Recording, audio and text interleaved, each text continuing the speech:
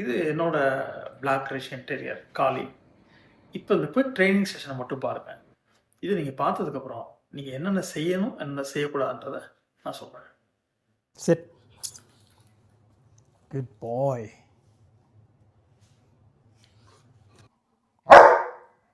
ஒன்றும் இல்லைடா. தேங்க்யூ.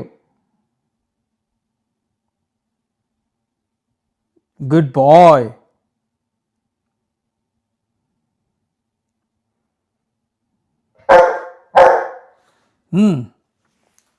யார் இல்லைடா, மேலே பார்த்துட்டேன். குட் பாய்.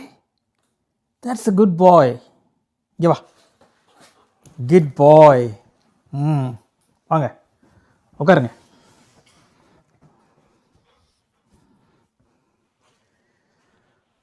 வீட்டுக்குள்ள இருந்து ஒரு டாக் இப்படி குலைக்கும்போது, இப்போ நான் சொன்னது என்ன சொன்னேன்? தேங்க்யூ, குட் பாய். இந்த ரெஸ்பான்ஸ், இந்த பாசிட்டிவ் எனர்ஜி, நம்ம எதுக்காக குலைக்குன்னு தெரிஞ்சுக்கிட்டு டாகை கண்ட்ரோல் பண்ணணும்.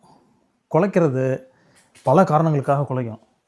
இந்த மாதிரி குலைக்கிறது, டே பில்லோவை விடு, இந்த பில்லோவெல்லாம் கடிக்கக்கூடாது, இங்கே வா, இங்கே வா, அதெல்லாம் கடித்து விளையாடுறது கிடையாது, இங்கே வா, இங்கே வா, நோ, இங்கே வா, உன்னோட போன் தான், இங்கே வா, எதை கடிக்கணுமோ அதுதான் கடிக்கணும், கையெல்லாம் கடிக்கக்கூடாது, இந்தா, நோ.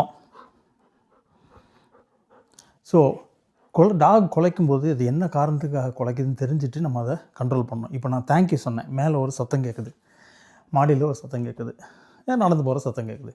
அவனோட வேலை நம்மளை அலர்ட் பண்ணுறது. ஏதோ சத்தம் அப்நார்மலாக கேட்குது, அதை நம்ம அப்ரிஷியேட் பண்ணணும். அதுக்கு தான் நம்ம நாய் வளர்க்குறோம். ஆனால் அதை சொன்ன உடனே நம்ம ஓனர், நம்ம பாஸ் வந்து அதை கேர் எடுத்துட்டாங்க, இனி நம்ம அதை பற்றி பயப்பட வேண்டியதில்லை, ஏன்னா அந்த சத்தம் என்னன்னு எனக்கு தெரியும். அதனால் அவனை வந்து ரிலாக்ஸ் பண்ண வச்சிடறோம். ஸோ இந்த மாதிரி பண்ணணும். டாக் வந்து குலைச்சாலே வந்து ஒன்றும் இல்லை, கத்தாத, பண்ணாத அப்படின்னு சொல்லக்கூடாது. அதுக்கு வந்து